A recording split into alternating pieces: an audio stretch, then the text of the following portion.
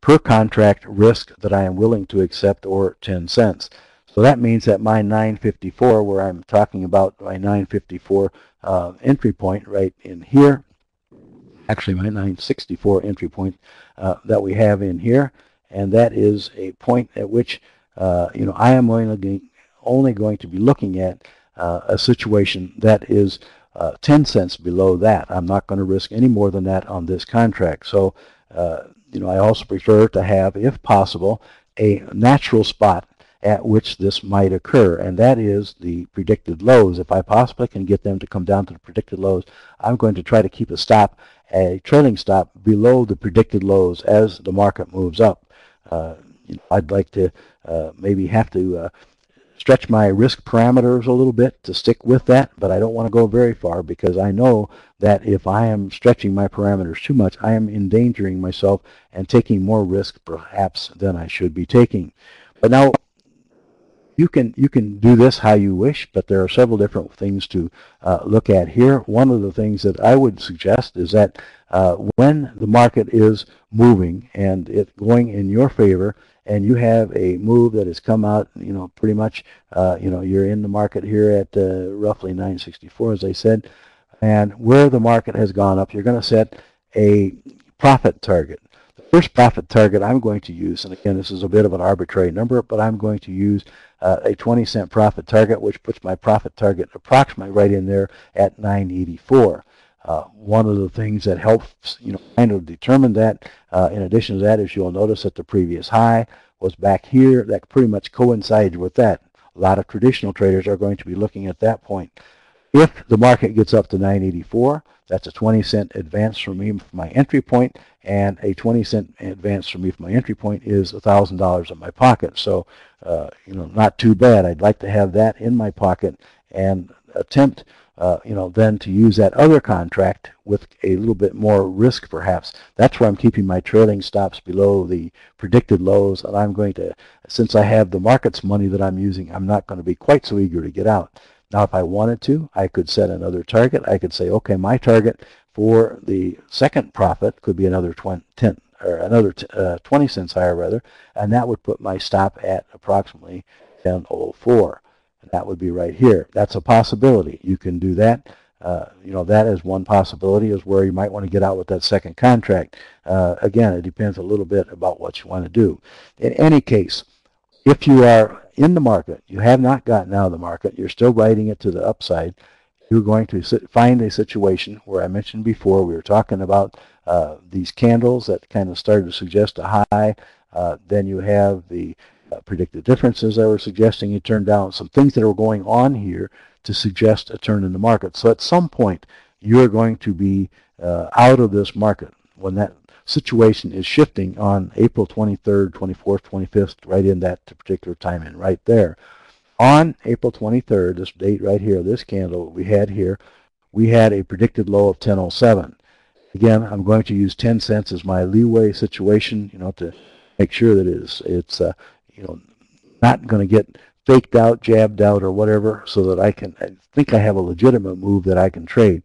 And so that particular low was at 10.07, so that means that if I put my stop at 997, I should be able to ride at a little ways and maybe get stopped out, 997 in that particular area right there.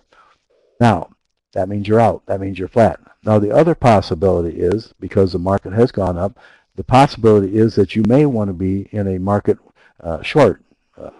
Soybeans, again, based upon what you know from the fundamental standpoints, spring is going along pretty good. Looks like we're going to have a big soybean crop. A lot of things are happening that potentially could be pretty bearish for soybeans. So you could say, you could do a stop and reverse. You could set up a totally different type of a trade, get out of one and then see the opportunity and jump into the market on the short side. Okay, remembering that we had a situation where we had the predicted low right here at 10.07, then we could potentially get our sell situation, our sell signal, and get in at 997. And again, when we're done that, we've got into the market right here where it's 997, and then we want to set up again, a stop at 1007. We're not going to risk any more than that. We're only going to use our 2 contracts like we talked about earlier. If we only used 1 contract, of course, we could, based upon our risk criteria, we could put our stop way above at somewhere up in here at 1017 or thereabouts with our 1 contract, which would, also depending upon the situation, might be a good move because that's above the previous high. So the number of contracts that you have and the size of your position is a key to determining how much risk you have and how much risk you're going to undertake. But assuming that we now have our 2 contracts, we're going to set and we're in the market at 997, we're going to set a profit target at 977. That comes in somewhere in the vicinity right there. I'm not sure if that's exactly right because I have a hard time reading clear across that chart, but somewhere in the vicinity 977 is where you're going to be short, and then you're going to have a second target at 957 where you will then get out on that second contract.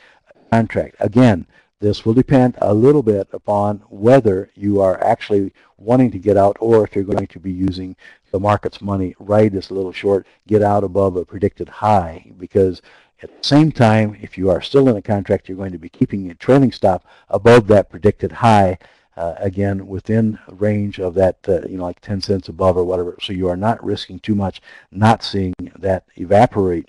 So you may want to keep it open, you may not. Then you get all the way down here. We come all the way down. If you stayed in it with that 1 contract and you're writing it all the way down till you get to a position right here, a more current position, and the market zooms down. We have a predicted high rather, on this particular date on May 26th, I believe it was, and the predicted high was 937. So you add 10 cents. So at 947. Or 949 rather, it was 939 was a predicted high, and 939 is where 949, get my numbers straight here, is where you would be out of the market, and that would have taken you out of that short position right there after you rode the market down. Where does that put you today? Currently, if you are trading in this way, you will see that the market had kind of an extreme move to the upside, all of a sudden reverse extreme move to the downside.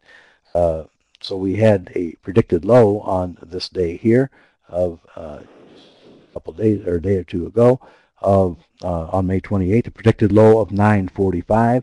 So we're going to be selling at 935, based upon our 10-cent criteria, and 935 comes somewhere right in there. Didn't quite hit it that day, but it did. If I looked at my prices correctly today, did hit that today, June the 1st, and so you are short. And your stop would be, again, if you're talking about a situation where you're using the 2 contract method to work your way down, where you would